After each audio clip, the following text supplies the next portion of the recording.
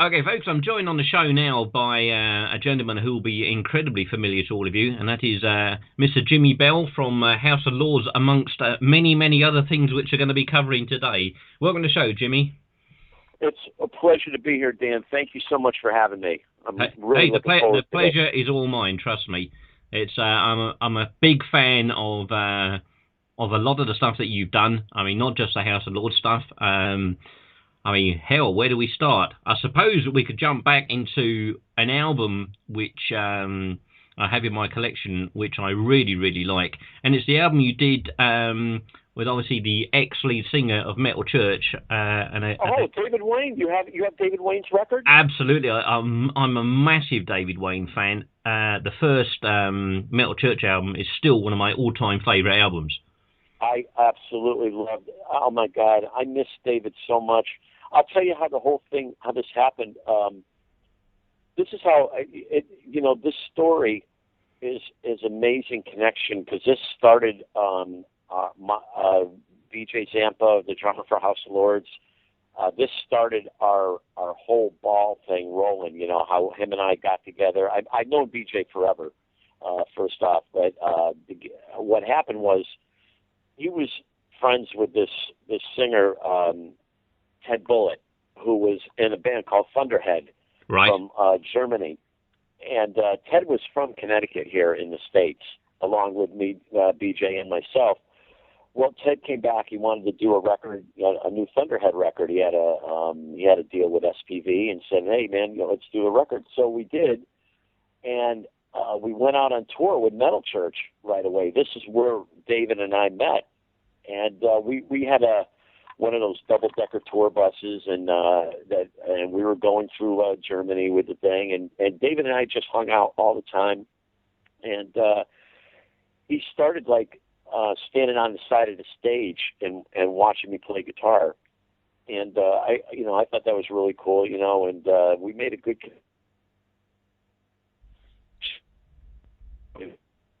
Hang on a second. Sorry, Jimmy, I lost you there for a second. Carry on. Oh, you did? Yeah, that's all right. Carry on. Am I back on now? Yeah, you are. Yeah, not a problem. Okay.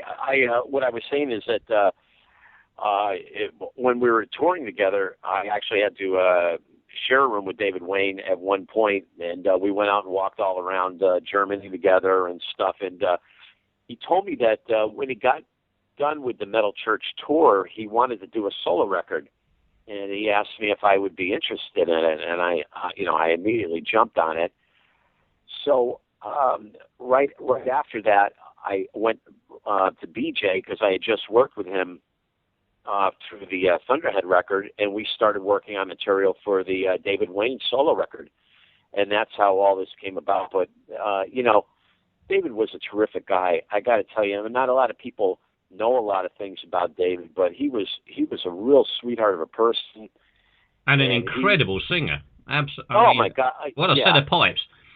Yeah, he really did, and he came about, really well on this solo record. He had some health issues going on too, and this led to a lot of his the problems with him eventually after his, helping, which contributed to him passing. But David really did have a good set of pipes on him, and my only regret that I had is that we didn't get to tour with the project, because I really, and we had plans to tour with it. We were going to go out, because he had his other project, Reverend. You remember that he did the Reverend album? Yes, he did. Yeah, I've got that as well. I mean, when you were on tour with Metal Church, was that only men on Europe? Because when I saw Metal Church a couple of times, or was it 2 or 3 times, and I know I definitely didn't see him with Thunderhead. Yeah, no, this was 1999. We went on tour. Okay. This is when I forgot, they had just come out with they had just got David back in the band. They reformed the original band, I guess, or I don't know if it was a totally right. No, Okay, totally I'm up to band. speed where we are time wise now. Okay. Yeah, because I saw them when way back. Saw them when they toured the Dark, the second album. Oh no! I think they did have They did well. Actually, no. What they had, they had I believe, a different. They had Kurt, David, and Kurt. What's Kurt's last name? The guitar player. It's Vanderhoof, isn't it? Kurt's. Yeah. Kurt Vanderhoof. Yes. David and Kurt were in the band, and they had this guitar player who was the roadie for Metallica for James Hetfield. And then when James got burned by the pyro that went off one time when Metallica was playing and James got burned from the pyro, James was just singing. Well, this person, I forgot his name. I feel terrible too.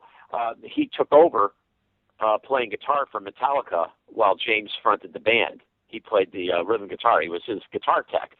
So he was the guitar player in Metal Church, along with Kurt, and then there was two other the drummer and the bass player. I just, it was a long time ago. Yeah. You don't need to tell me about memory, Jimmy. Yeah, I mean, things just kind of slipped through my mind. But they were great guys, great musicians. We had a really, really good time. And like I said, doing the whole David Wayne record is what started the whole connection with, BJ and myself, BJ Zampa. I mean, it is a great album, and unfortunately, it's not probably that well known. No, it wasn't, and we had to watch. There was, when David left after doing that one record, of course, there was the big band battle, between Kurt and David, and couldn't, there was the name issue. So that's why it had to be called, David Wayne's Metal Church, or we were actually, that's actually the title of the record. That's right, yeah. It's actually not meant to be the name of the band. It's supposed to be David Wayne, and the title of the record's Metal Church. I mean, that was, there's a lot of bands that when band members split, they fight over the name. I mean, there's so. Oh well, you see it so many times. I mean, when you think the latest ones, like Great White is sort of the ongoing one at the moment. Yeah, they're doing it right now. They have, Jack Russell's Great White, and then Great White, and then they have, there were like a couple versions of Rat out for a while. LA Guns is the other classic one, yeah. Yeah, I mean, they have a couple versions of it. I mean, Crazy. If you want to go way back, there were even there were a couple Fog Hats out for a while.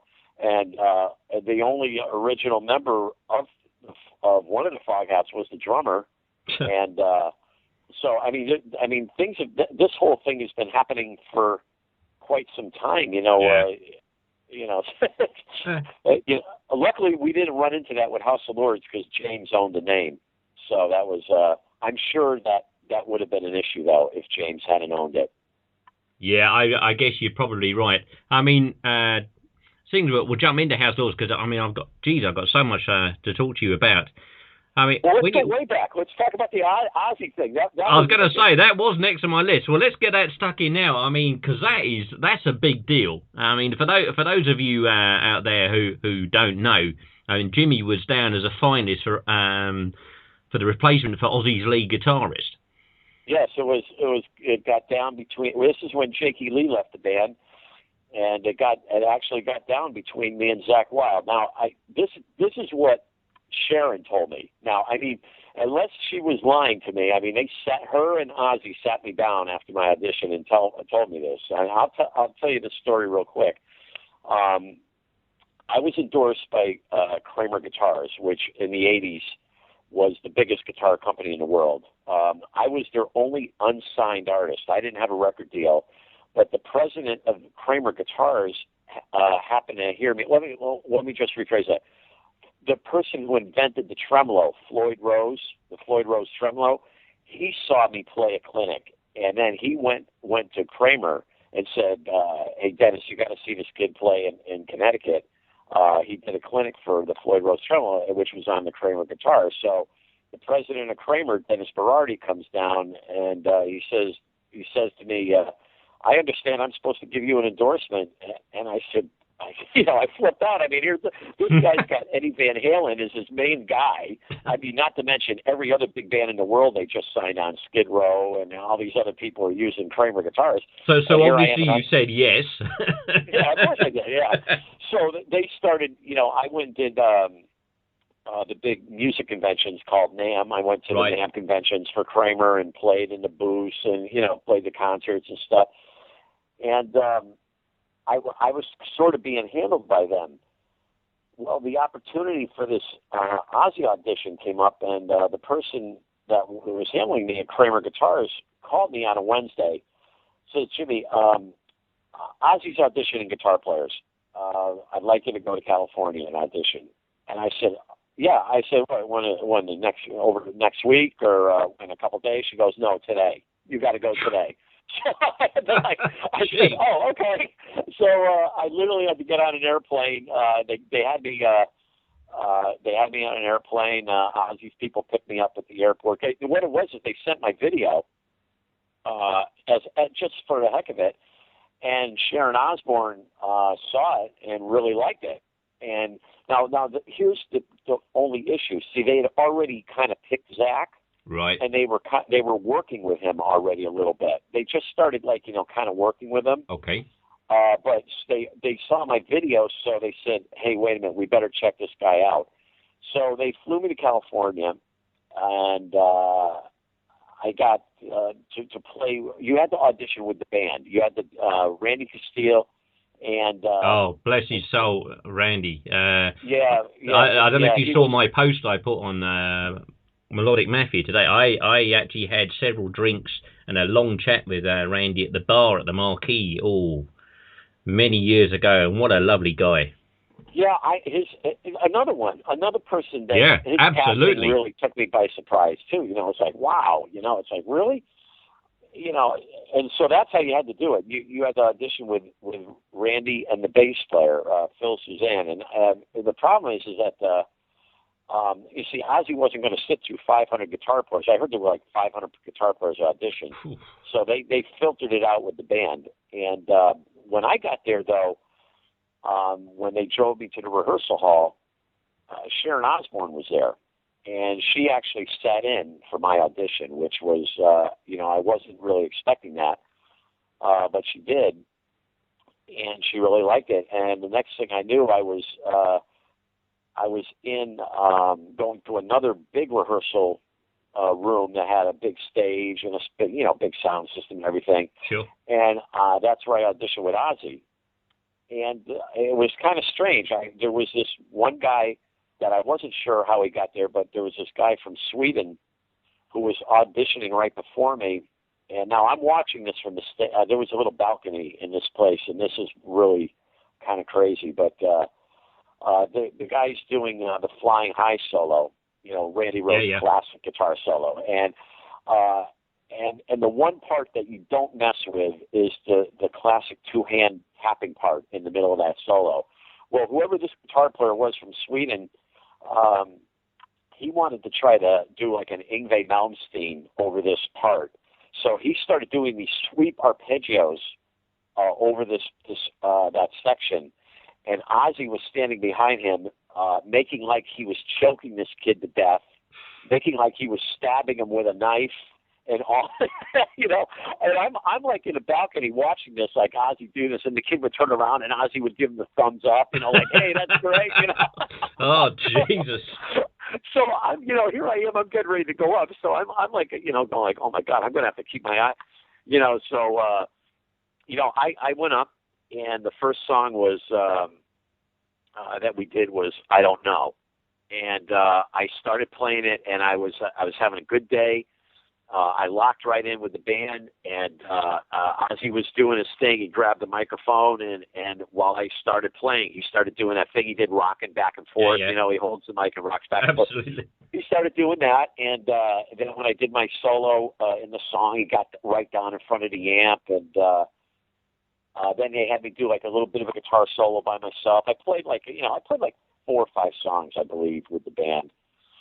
And after I got done, they sat me down, Ozzy and Sharon, and they said, "Hey, look, I got to tell you, it's between you and Zach.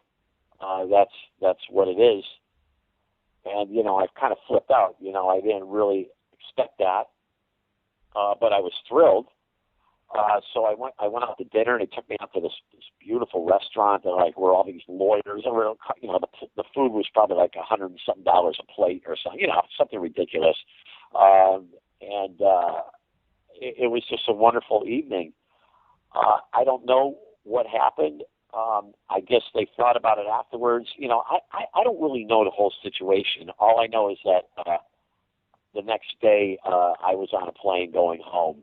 Now, don't keep in mind, Zach looked, he had that Randy Rhoads look. He played a Les Paul. Going back to when he was first in the band, he wasn't the growly motorbike hooligan that he is now. Yeah. He was, if he showed up at Ozzy's gig looking like that, like he looks now, I think Ozzy would have ran the other way. First off, but and I don't know, I don't know if this makes a difference. I thought, people have brought this up to me, and I didn't even think about it. Black Sabbath had just split, and of course there were hard feelings between Tony and Ozzy. And I'm left-handed. I play guitar left-handed, like Tony does. Mm.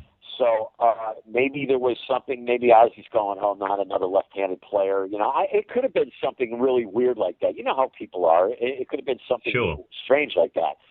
So whatever the case is, I went home. I remember just being very upset.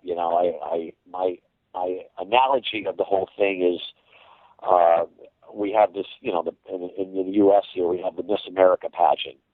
And that's how I always compared it. Like one girl becomes Miss America and the other one's the runner-up. One gets a bouquet of flowers, and that's basically what it was to me. I got the bouquet of flowers and Zach got the crown. So obviously, what endeared you probably to Ozzy then even less is to go to come over to the UK and work with Geezer. Yeah, well, that's the other thing. Now, Sharon obviously liked me enough because she heard Geezer was looking for a guitarist. She knew that Geezer was. So my videotape ended up in Geezer's hands, and then I get a call from Geezer, and he flies me to. He has a home, or he used to have a home in St. Louis, where his wife Gloria is from, and they flew me to St. Louis, and then the next thing I was being flown to England. And they had the project going there. It was the first generation of the Geezer Butler Band. Actually, there was a song, 2 songs now that I did with the band. The first one Geezer wrote called Computer God, which the version of Computer God that I did was nothing at all like the version of Computer God that ended up on Dehumanizer. Right. However, though, and this is where my poor Ronnie Dio story comes in and everything. I wrote the song. Geezer said he wanted something that was similar to Sabbath. So I wrote this track called Master of Insanity on the Dehumanizer record. And I wrote all the music for it. I even titled it. The title is mine. But Geezer wrote the lyrics. So I wrote it and recorded it. And, I ended up back in the States. We had done a showcase with the band. Apparently we had gotten signed to EMI Records. And then the next thing I know, I get a call from Gloria saying that the person that signed us from EMI got caught embezzling money from the company somehow, and they dropped all of his bands and whatever. So, the deal fell through, whatever. So a little while later, I get a call from Gloria. They're putting Black Sabbath back together with Ronnie Dio singing. And she goes, Jimmy, I want you to know that they're going to use Master of Insanity. And I was all excited. I go, oh my God, this is fabulous. They're going to use this song I wrote, and my name's going to be on it. And she says the one problem is we can't give you songwriting credit. And I was going, well, why? I wrote the song. She goes, the problem is that Tony Iommi would never allow a song from another guitar player on a Black Sabbath record. this is what I was told. And I'm going like, oh, God. She goes, but here's the deal. She goes, you're going to get special thanks in Geezer's special thanks, and we will pay you for the song when the tour is over. This is when Tony Iommi, by the way, went on tour he owed back child support of like $80,000. So this was a time when they went and did this tour. So years went on. I never got paid for the song. I never got anything for the song, which I was really surprised because Gloria is a wonderful, wonderful person. Yeah, it's the same old story, isn't it? Politics of the music industry, etc. Yeah, it's a sad thing, And here's the thing that's really sad about it is like, really, with all the money that all the money that they had, like that was going to kill them to pay me for that one song. Really, I mean, what would they give me, a few $1,000s or something? Who knows? It's not like I was. That they were going to have to give me $1 million or something. Yeah, it's not like they're going to pay you all the songwriting credits or anything. So. Yeah, I mean, it was just, it was just the thought of it. But I it doesn't hold any grudges. I have no grudges against Geezer or Gloria or anything. That's just the way the music business is. You just have to learn. You learn from mistakes like that. But the sad thing is that one great thing that came out of this. Is that I got to have a song that I wrote the music to, sung by Ronnie Dio. And I can't tell you, when I finally heard the track, Master of Insanity, with Ronnie Dio's voice on it, it sent chills down my spine. Because first off, Carl Sentence, I believe played with Helix for a while, he was in Crocus. Crocus he was singing for. That's right, yeah. He was singing with Geezer Butler at the time with us, and he did a phenomenal job on the song. But when I heard Ronnie sing it, I mean, I was always a Ronnie Dio fan anyway because of my love for Rainbow and everything. It just sent chills down my spine, and I had a few conversations with Ronnie about the song. Afterwards, after he split from Sabbath the next time, he said, Jimmy, he was fully aware that I wrote the song. He knew all about it. He says, we even talked about it. And he says, Jimmy, I told him just to pay you and stuff, But this man actually Ronnie James Dio sat and talked to me for hours one time. I mean, it seemed like hours. It probably was just an hour, but it seemed like forever. He gave me that much time on a one-on-one basis. And that's why I miss him so much. He's just a real gentleman. He was the furthest thing from what a stuck-up rock star of any kind. He was this guy would talk to anybody, and I truly believe that. A man with no ego or anything to prove. No, there was no ego. He didn't have to prove. He was Ronnie James Dio. He was the man, and And he was just the kindest person in the world, and it's a very, very sad loss for us not to have him. That's my Black Sabbath story. I mean, carrying on speaking about vocalists, obviously we've spoken about David and we've spoken about Ronnie and Ozzy. I mean, another guy who I am a fan of vocally-wise, of course, is Mike Becerra, who you've done work with as well. Oh, you know everybody I play with. Well, this is so funny. I not only do my research, Jimmy. I'm unfortunately a music fan and a fountain of useless knowledge. Oh well, this is fabulous because you really a lot of people don't bring up these things when I do interviews. Like they don't bring up Mike's stuff. Mike is. But they should do because I mean Mike's a great. I mean what he did. I mean as listeners to the show know, I have a great weakness for Japanese bands, and the work that Mike did with Loudness was superb. It was. His record was Loudness was fantastic. He was in a local band here called Obsession, and I was in a band Joint Forces, which is where this new project Breakwall is all coming through, and stuff. Joint Forces and Obsession, we were like two big bands. Joint Forces was not as metal as Obsession was. Obsession was more of a hardcore metal band. Joint Forces was more like a Van Halen type band. Yeah, I was going to say they're more your standard sort of hard rock band, weren't they? Yeah. Yeah. Yes. Yeah. And Mike had a phenomenal voice back then, and he got an opportunity to go with Loudness, and that record was unbelievable. And then Mike went off and became Yngwie Malmsteen's singer for a while.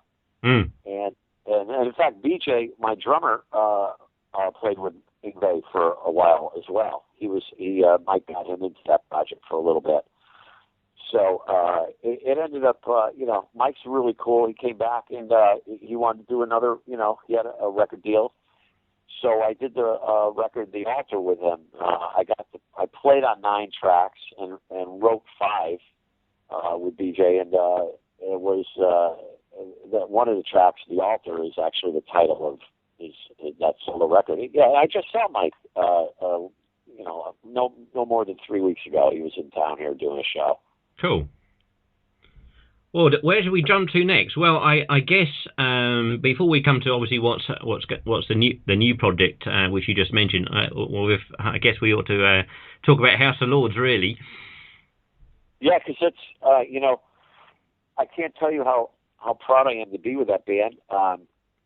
Well, when you came into the band, sorry, Jimmy, carry on. No, you go ahead. When you came into the band, Power and the Myth had come out, and obviously that was came to sort of mixed blessings amongst the fans, because it was, to my mind, it's not a bad album, but it's not a House of Lords album in the true sense of the word.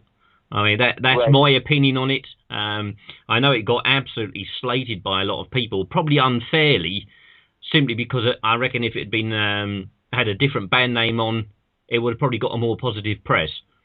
Right. Well, here's the deal with that record. I've heard the same thing now. This is how I even got into the band. They did Power and the Myth.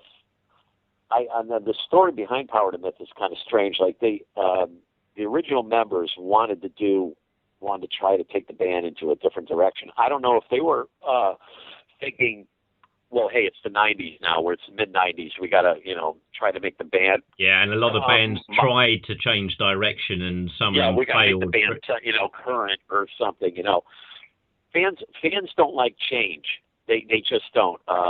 When you have established yourself as a certain type of band, it's really tough to change the fans over.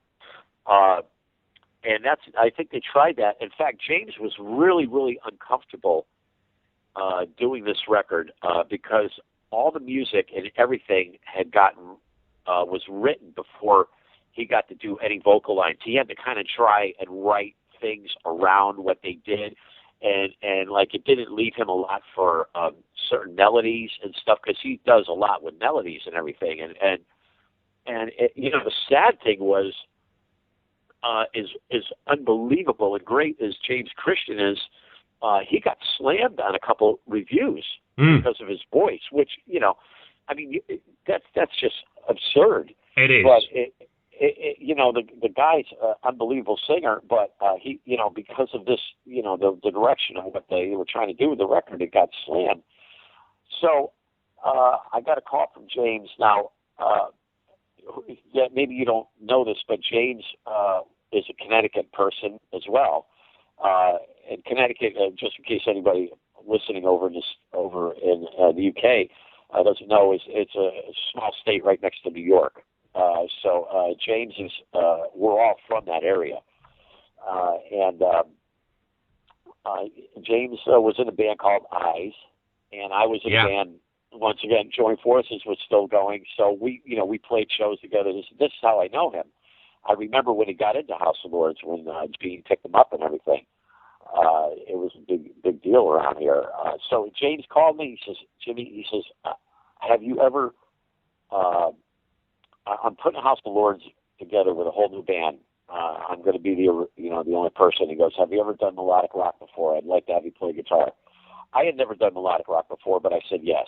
So, I just kind of went like, of course I have. I can do that. It's like I was just kind of praying that it would come to me. Why would you ask me that? Yeah. Yeah. So I did it. What happened is I had a couple tracks, not really melodic rock, but a little bit heavier. I sent one of them down, and James worked on it with one of the word writers, Jeff Kent. They did it. The first track that we did was a song called "I'm Free," which is on the World Upside Down record. Yeah. That was the first one that I sent them. And as soon as they sent it over to Frontier Records, to the president, Serafino, he liked it. And as soon as I got the okay that he liked it, I got this extremely happy feeling that I knew what kind of direction I could go with the band. I didn't have to be quite so melodic as it's still, I had to keep it melodic. You weren't going to be as restrained maybe as you thought you were going to be initially. Right. In other words, they were looking to bring the band a little bit more guitar driven as opposed to keyboard driven, because let's face it, House of Lords does not have Greg Giuffria in the band. No. You cannot, House of Lords cannot go out on tour with another keyboard player.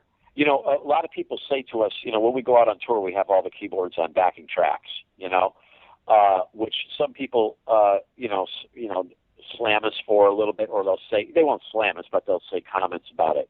Sure. Well, let's put it this way. Let me put it this way to the fans of House of Lords. Would you accept seeing any other keyboard player on stage other than Greg Giuffria in the band?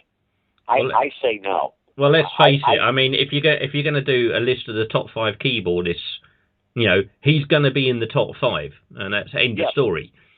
Yeah, he is, and he was such an icon for House of Lords that would be like insulting. I think that would hurt us bringing out some guy just playing keyboards just to have a keyboard player there. I'd rather have the keyboards on a backing track, honestly, because it's at least it's Greg's memory, of him being there instead of somebody else trying to fill in for Greg. That's how I feel about it personally. But we knew that Greg wasn't going to be playing keys with the new band, although he did help us with the first record. So they wanted to make it more guitar driven, which left it really open for me. So that's why you'll hear, like on the first record, the big heavy guitar. The second song that we did was the opening track, "These Are the Times," and that it's one of those tracks where I gave James this this big heavy guitar riff, and I could give James anything guitar wise, any like the heaviest track in the world, and he will take it and make it a melodic rock song. It's his voice, it's his harmony structure, it's how he approaches the song, it's how he adds touches of keyboards, because he plays the keyboards on all the stuff. He'll add those voicings on top of what I do. He takes like a heavy track and makes it into a melodic rock song. That's how we've maintained what we do with the band. And World Upside Down, when we came out, it really did a lot for the band. I mean, I don't know what's your view on the record. No, I think it did. I mean, I think, without saying anything, I think it repaired the relationship with a lot of the fans, I would say, and also brought a lot more new fans in. Yes, it really did, because the reviews on the record were just phenomenal. I didn't read. I'm sure they're out there, because everybody has their own opinion about things. But I didn't see any bad reviews on the record. Everything was 5 out of 5 stars, 4 out of 5, 6, 7 out of 8. However their ratings were. Everything was great. Melodic Rock gave it an outrageous rating and stuff, and it was so good that the fans accepted the band again, and I felt so good that I was a part of it, that I got to really help out along with all the other, with BJ and Chris and everybody, I got to help be a part of this regeneration of House of Lords. And the best thing that I don't even know if the fans of House of Lords realize this. In the beginning, the band changed band members a real lot. They changed guitarists almost every record, and they had different drummers, this and that. We've had the exact same lineup with House of Lords, except for one tour that Chris couldn't make, and I couldn't make one tour, in fact, one time. But as far as recording-wise, it's been the exact same lineup since 2006, and we're on our fifth record right now, and the fifth record is coming out great. Well, it kicks me that House of Lords is one of the bands on my very short bucket list that I've, for every reason under the sun, I've never managed to see. I always please myself how many bands I have seen, but I've never managed to catch House of Lords. We wanted to get over to the. What part of the UK are you in anyway? I'm down in the southeast. Obviously, I saw James at Firefest last year because obviously he was there supporting his good lady wife. Robin, yeah, and BJ was playing drums then. Indeed, actually on it. So I got to see part of House of Lords, as it were, but I mean, I will move heaven and earth to get next time you're over to see the band. We haven't been able to get. I think it's financial reasons. We want to go to England. We love it over there. I love playing the UK. Well, when I talk to other musicians who want to come to the UK, and you start to hear that the costs involved now, just flights alone, it is. I mean, a lot of people don't realise that a lot of musicians, they don't just sit around playing guitar or whatever all day. A lot of them have to work for a living because of just the way the industry is, and right. There isn't that kind of money floating around just so, we'll just jump on the plane and do a tour of Europe. It's just not something that's going to happen. No, and for some reason, when we were trying to go to the UK, and things were being discussed about going there, I think this was during, everybody was getting hit hard, like all over the world. The economy was getting really messed up. But I guess the UK was getting hit really bad financially, and it was making it very difficult for us to even get any money to go over there and play some shows and stuff. And it has nothing to do with us not wanting to come over and play over in Europe, in the UK, because we love the fans over there. I mean, every person that every time we played there, I've always had such a good time. It's always been great. Nottingham, I mean, that was fabulous. Even the small place we played, I forgot the name of it, but it was right in London. It was beautiful. It's the crowds are fabulous, and I really want to get over there again. So I'm So Dan, I'm going to, if you know any great promoters that are on our next Europe tour that are doing anything, I know what I'll have to probably try and do, because Firebrand's got its own music festival. It's the first one this year in September. So maybe next year I shall start nudging and throwing things at people to get you guys penciled in. Oh, that would be great, because I really want to get back over there. And, the new record, like I said, my parts are almost done, with the exception of two songs that I haven't heard. House of Lords, the one thing that I do know for every record is that James takes two songs from an outside writer, one or two songs on every record. Right. I notice this is something that he does. I don't know really why he does it. Maybe he just wants, because I have a certain way that I write, and maybe he just wants the record to have a little bit of different flair to it. Wants to get a little different vibe, and as opposed to every song being the way that that I do stuff, or BJ does it. So he takes something from Outside Riders. So I know there's 2 tracks that are going to be going on that I haven't heard yet. But as far as my parts for the new songs, I believe I'm caught up. Any indication on possible release date? No, James is doing the vocals right now. He's doing. A matter of fact, I call him when I call. Because he lives in Florida and we're up here in Connecticut. We do a lot of stuff through the computers like everybody else does. Sure. And he was doing the vocals. And in fact, Robin does a lot of backing vocals and stuff on her records and stuff. And she was singing a background vocal and stuff. So I heard her in the background wailing on something. So it's going to be this. He says that this record is going to be even a bit more guitar driven than any of the other ones that we've already done. It's just going to be more out front with the guitars and stuff. So I know some of the songs are really, really good. Everything, I'm very pleased with everything that he picked. When we do a House of Lords record, just so you know, I go into these things and I probably do about 18 to 22 songs right. that we do that I work on with BJ, and we send them down, and maybe 8, 9, 10, if I'm lucky, will get picked out of 22. You know what I'm saying?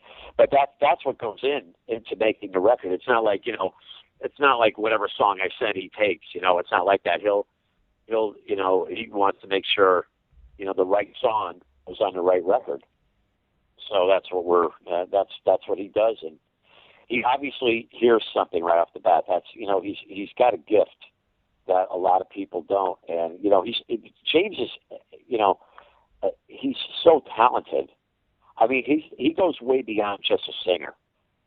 He's way beyond just a musician even. I mean, he plays the keyboards. He's a phenomenal bass player, a phenomenal guitar player. I mean, he does anything that's finger picked, are you familiar with the last track on Big Money, yeah. One Man Down? Are you familiar with that track? Indeed I am. Yes, he's doing all the finger picking. He's annoyingly talented, I think is the British phrase. Yes, he's extremely talented on that,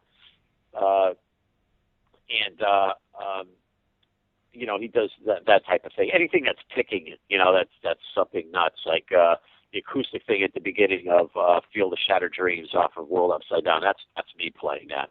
But the like something that's a finger pick type thing. That's his forte. I Sure. never learned how to do that, so I don't even attempt it. But he's an unbelievable producer. See, he goes in and actually knows how to do all this stuff, and that's what he's in the process of doing right now. He's producing the new House of Lords record, and it's I have every bit of confidence in him. He's phenomenal. Well, going forward, obviously you're not sitting putting your feet up because obviously you've got the new project Breakwall, yes, which I'm already looking forward to. I mean anything that John Kibble's got his fingers in, generally I like anyway. So that's a good indication that I'm probably going to like this record. Yes, he's. I got to tell you, John is just absolutely a wonderful person, and I'm so glad he owns a label because the guy, I had several meetings with him before we actually, made this thing happen. But what impressed him? He's doing the big melodic rock fest. In Chicago indeed, yeah. Which with Andrew. I wish I could go to, but it's not to be because there's a great the lineup's incredible. Yeah, I wish you were there too because it would give me a great chance to meet you. He's doing it with Andrew McNeese from Melodic Rock, and John is one of these people that he's one of these guys that you can really sit and just really talk with. That's really nice. Well, what happened was, he's the one that asked. He wanted House of Lords to play on it, and he made it happen. So one of his bands, Tango Down, happened to be doing a show here in Connecticut, And I made it a point. I happened to go to it, and I made a point to go over to John Kivel and just thank him for putting House of Lords on the bill. And believe it or not, that impressed him so much that I went over and thanked him. That's how this whole thing with this new project came about. He thought that was very big of me to go over and thank him. I mean, I just like that though. I'm not like a stuck-up person. So I mean, I was just grateful for what he did. So I figured a thank you was, he had a well-deserved thank you coming to him. So it was one of those type things. But it ended up, he was telling me about what he wanted to do, and I had the musicians to do it. I said, well, look, I do everything. I told him about the whole history, like what I just told you, everything from Thunderhead to the Metal Church to even, Mike Becerra's record was with Chris and BJ also. Yes. So this whole working pattern has been going on from all this time. So I told him that, I'd really like to stick with the guys I work with. It seems I have a good chemistry with them and it works. I don't want to kind of, screw it. No.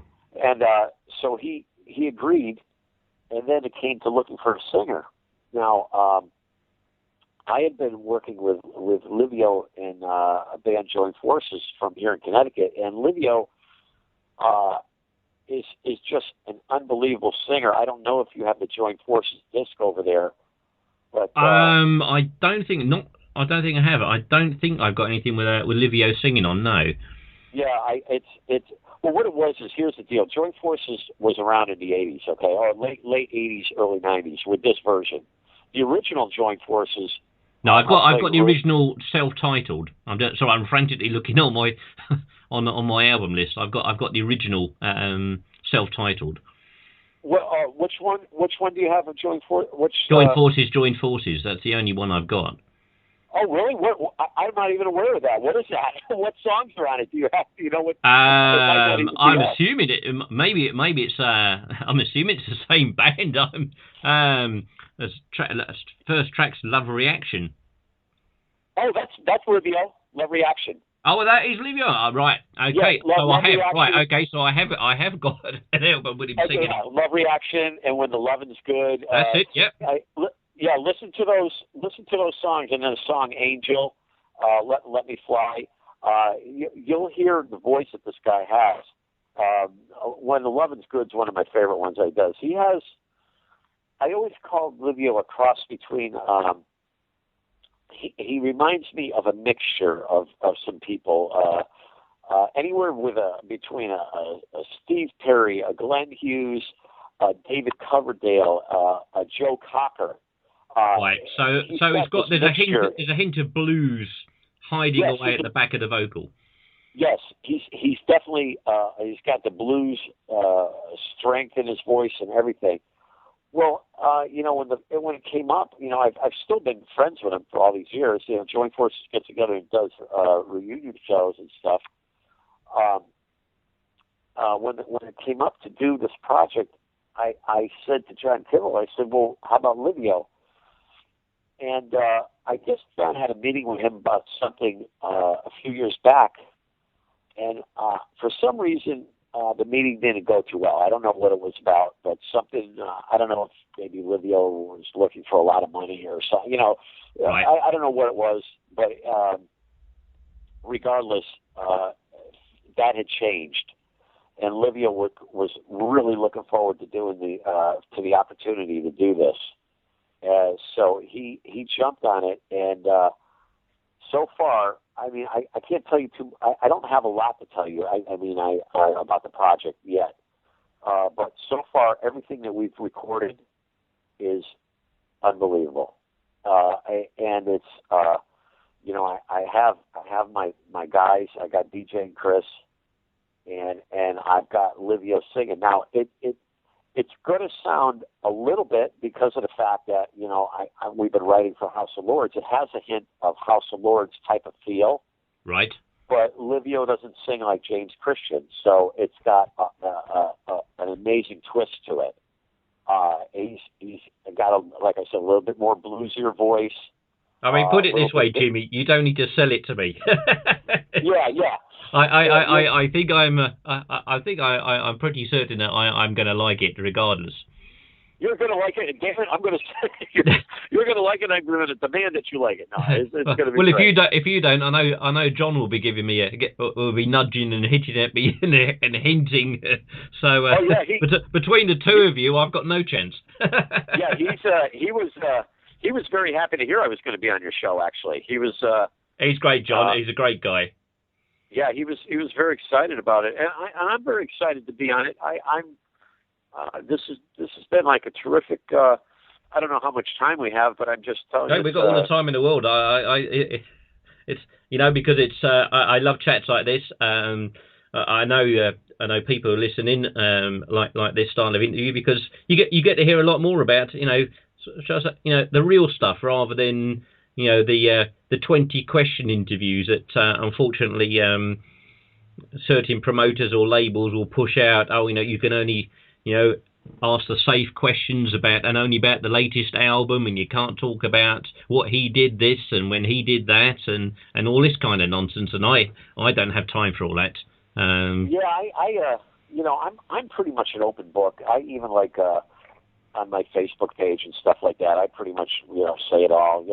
People sometimes say to me, "Go, Jimmy, you let everybody know everything about your life." I go, my life is, look, I'd rather have it come from me, and put it out there, because I've had so much stuff said about me, sometimes that I find out in the past that is so not true, and I don't even know where people come up with it. I have people say that they're related to me that I don't even know who they are. Like, people say they're my cousins, my family. This person, and one of the best ones I get is that I get a lot of people saying, "Oh, this guy said he played in a band with you," and I go, "I don't even know the person's name. What band?" So it's like, I figure that people are going to find out stuff anyway, and so I might as well, get it out there correct. Like I was chatting with you before. The issues with my health. Well, that was the next thing I was going to bring up, actually, because I think it's, as we were saying before we started recording, obviously you're going through your treatment for prostate cancer, and sometimes it's good to bring these health issues out. I do it with pushing with my fibro or whatever, because sometimes when people hear it from, say, their favourite musician or what have you, it just makes somebody take notice maybe a little bit more than a pamphlet down the doctor's surgery or what have you. Yeah, well, I mean, look, prostate cancer is, nobody likes to go get checked for prostate cancer, because guys out there know what how they check it. You got to lean over a table and and the doctor puts on the glove and everything. But here's the deal. If you can get this thing caught early, you could avoid getting prostate cancer with certain medications and certain things like that, or you change certain things in your diet that you could eat to kill off these particular cells and stuff. My case wasn't so lucky. Like I said before, we were recording my prostate cancer runs in my family. My grandfather died from it. Two of my uncles have had their prostates removed. My father has to keep a close watch on it. I have had an enlarged prostate since about 2006, and I was noticing, and guys out there might be saying, "Well, how do you know if you have this?" Well, if you find yourself getting up in the middle of the night more than once to urinate, to go to the bathroom, then there's a chance you might have some swelling going on, and you should go get yourself checked for this, because it could be the start of prostate cancer. And I don't need to tell you, it's not fun to have your prostate removed like I did. So it's you want to get your blood test, get the PSA level checked, which they determine on if you have prostate cancer or not. And you really should, because honestly, I'm going through a little bit of hell right now. I've had it out. I got it out January 8th, because mine was a little bit more severe. They didn't want to do radiation seeds. They didn't want to just hit me with radiation. I had I had a pretty aggressive cancer. Right. So they wanted to take it out of me. For a guy, it kind of it leaves you down and out for a little bit. So guys, if you're listening, you don't want to have to deal with that issue, but it does. It kind of kills your sex life for a little bit. So it takes a little while to get things rejuvenated. It could take anywhere from three months to a year to get things where you're actually functioning back to normal again. That's just very normal. That happens with prostate cancer. It's better just to get the thing checked out. Now the problem that happened with me is my prostate cancer was to the outer edges of my prostate. So when they removed my prostate, they didn't get all the cancer out. So right, okay. Yeah, so I had done a second PSA test, and instead of it going from a 4 and start heading down, it went up to a 6. So that was a red flag right there that there was a problem. So I had right now I get radiation treatments every single day, and I have to get 38 of them. I started a little while ago. I've done 16 of them. Today was my 16th one, but I go every single day for 7 weeks. Of this. Do you get like a loyalty card or something? The fact you go so many times. I get valet parking. I do, believe it or not, but I still got to tip the guy, so I don't know if I'm saving money. I give the guy, a couple bucks every time he goes and parks my car, so I don't know if it's cheaper for me to park in a parking lot and walk over or whatever. But I'm only there 15 minutes every day, but it's still, it's a big pain in the ass. It's one of those things where you got to do it if you want to live, and because if I didn't get the radiation treatments, the cancer would have just continued to spread, and then I would have been out of luck. And you hear so many stories, like we were talking earlier too. Now our dear friend in Def Leppard and from Vivian Campbell, recently got diagnosed with I forgot what cancer he even has. I'm sorry he didn't say that, but I know that he has cancer, and he's going through. He had to go through chemo. Yeah, and obviously it's come out in the last few days about Steve Perry as well. Yes, Steve Perry, and that's all this is pretty scary. Look at we recently lost my heart died. I mean, 2 people in particular. First, Ronnie James Dio. I mean, like I said, I talked about him. I could talk about him forever, but that was devastating. But one of my others, the other person was from my idol band, Deep Purple, John Lord. Of course, lost his battle with cancer, and I'm again another true gentleman. Yeah, I mean, I can't even tell you what Deep Purple did for me as a child. I mean, when I was growing up, and when I started playing guitar, I started a little late, but I started at 14 because I played a whole bunch of other instruments. But when I first started playing guitar, there was this blues guy from the States here. His name was Johnny Winter. I'm very aware of Johnny Winter because I'm a massive blues fan. Okay, good. So you know who Johnny Winter is. Absolutely. Well, he was not your typical blues guy. He had a guitar. He was this guitar player that had a lot of fire in his guitar playing. So in other words, he didn't play these typical nice, tasteful, slow B.B. King licks, although he did play them, but he had a lot of fire in his guitar playing too. He played fast riffs and everything.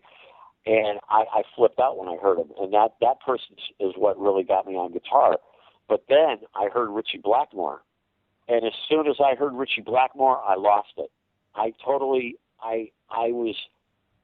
can't tell you how many copies of Machine Head I went through, and That was I it. had, You succumbed to the dark side. yeah. I came into Blackmore's Haven. I would say I had I had the first copy of Made in Japan when it was just an import. Before it even, I bought every Deep Purple bootleg album I could lay my hands on. I even bought the early Deep Purple records before when Rod Evans and Nicky Simper were playing with them. Wow.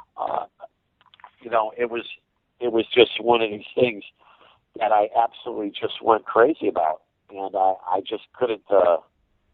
Richie was beyond anything that I could ever imagine. And he made the biggest impact in my life in guitar playing. I sat down when I play locally with local. When we play out locally here, we don't always do original stuff. Like I play with we call them cover bands. We do other people's music, and one of the songs that I cover is Highway Star from Deep Purple, and I not only play Richie's solo note for note, I play John Lord's keyboard solo on the guitar note for note. I learned John Lord's keyboard solo in Highway Star, and I play it on the guitar. And I'll tell you what might be sacrilege to Deep Purple fans, but I actually prefer Metal Church's version of Highway Star of the first album. Oh, Metal Church did an amazing version of it. That's a killer. I mean, when you then go back to Deep Purple one, it's like someone's put the brakes on. Yeah. Good, very good. That was a good analogy for sure, man. I tell you. But I'll honestly, Dan, with certain guitar players like that, like Richie, really, that's what got my whole fuel going and stuff, and it put me into that direction of just wanting to be, I'm one of these guitar players too that was no one ever had to tell me to practice my guitar. There was no it's more like, hey, can you put the guitar down and do something? It's probably the opposite, yeah. Yeah, it's like even when my daughter, was born, and it was, Daddy, come on, will you put the guitar down and let's go do something? It's like, it was always in my hands. It's always a part of me. It's the guitar is an extension of my body. I feel I'm lost if I don't have it in my hand. Usually, I've always put a lot of time into it, but it was, like I said, it was never a forced thing. I want to play it. I love to play guitar, and it's people like Johnny Winter, Richie Blackmore, the jazz guitar player Al Di Meola, who played with Chick Corea. That's where I learned all my speed from. You got to remember, I'm a little bit older, and when I started playing, there was no guitar player named Yngwie Malmsteen around. There was not even an Eddie Van Halen around when I was playing. All these people came in after I'd already kind of established my style. So, right. So I kind of like when Eddie came out and I heard Eruption, I knew what he was doing right away. There was not even a second guess. I said, "Oh, he's using his other hand on the neck." I knew, and I learned it immediately. I learned Eruption the day that it came out because I knew what Eddie was doing. It didn't take. It wasn't rocket science to know that he was using his second hand on the guitar to play that, because it was physically impossible to play it any other way. Right. You learn. You take as far as guitar playing and making your own style. I've never been one to sit and just copy things. I like to take elements from other people, and you create your own style, and that's what you do. Or else people just call you a copy. Yeah. You're a clone of somebody all the time. Right. Yeah. I was a long time ago in the 80s. There was a magazine here called Guitar Player Magazine. It's been around forever. Right. And there's a gentleman, Mike Varney, who used to have a column in the Guitar Player. They used to call it Spotlight Column. And he used to write up on 3 guitar players. You used to send in your stuff, and he would write about 3 people that were basically unknown guitar players, and he would write about them. Well, he wrote to me when I sent my stuff in. Usually, when he did his write-ups, he would say, sounds like a cross between Yngwie Malmsteen, and they're all compliments, but he would always bring other people's names in it. Okay. When he heard, I think I read quite a few of that style of review for certain. Yes, but when he did mine, he didn't compare me to anybody. He didn't mention one other guitar player's name. He just said that he paid me a very nice compliment. He said I had one of the fastest. He didn't realize I was left-handed, first off, so he said I had one of the fastest right hands in the business. He was talking about my picking hand, but he didn't realize that I was left-handed. So what he meant to say was one of the fastest left hands. Yeah. In the business, but he said, the Jimi solo had amazing diminished runs and all this stuff. I was so pleased that he didn't put me in there with other guitar players and stuff. It made me think that I was doing what I was doing was right. I was kind of like trying to create my own style, and that's what like advice, like when I talk to young guitar players and stuff. I always try to tell them that don't listen to somebody too much. Take some elements from them. But learn your own style, yeah. Yeah, create your own style. Take a little from this guy, take a little from the next guy, and create, because you don't want it. It happens. You'll end up sounding like somebody else's, somebody else's style. It happens. Like I hear it, like when Stevie Ray Vaughan was real popular. All of a sudden, everybody switched over to the blues thing. All of a sudden, all these cats were coming out doing the Texas Shuffle. They were doing all these blues things, and then you had your Kenny Wayne Shepherd, your Johnny Lang, all these people were coming out copping on Stevie Ray Vaughan's blues style. And frankly, once it's been done, it's been done. It's like a lot of people went into when Yngwie came out. All these guitar players started going into the neoclassical style of guitar playing. Well, you know what? Yngwie's got that down. Yngwie is arrogant as Yngwie is, because I met him a couple times and he wasn't that nice to me. But that's just here nor there. Yngwie is a phenomenal guitar player, and he well deserves his crown of what he did, bringing that style of guitar playing forth. He accomplished something. Like Eddie was an innovator. Eddie did something. Like Jimi Hendrix did something. These are all people that brought things a little more into. Made the guitar players aware that you could do more on the guitar than just kind of play some simple blues riffs. And that's what you look for in guitar playing. Well, Jimmy, all I can say, we could talk for hours, so it'll be when Break War comes out, and especially when the House of Lords new album comes out, I'm going to definitely drag you back on the show, because it's been an absolute honour and a joy to have you on, and I've enjoyed listening to everything you've said.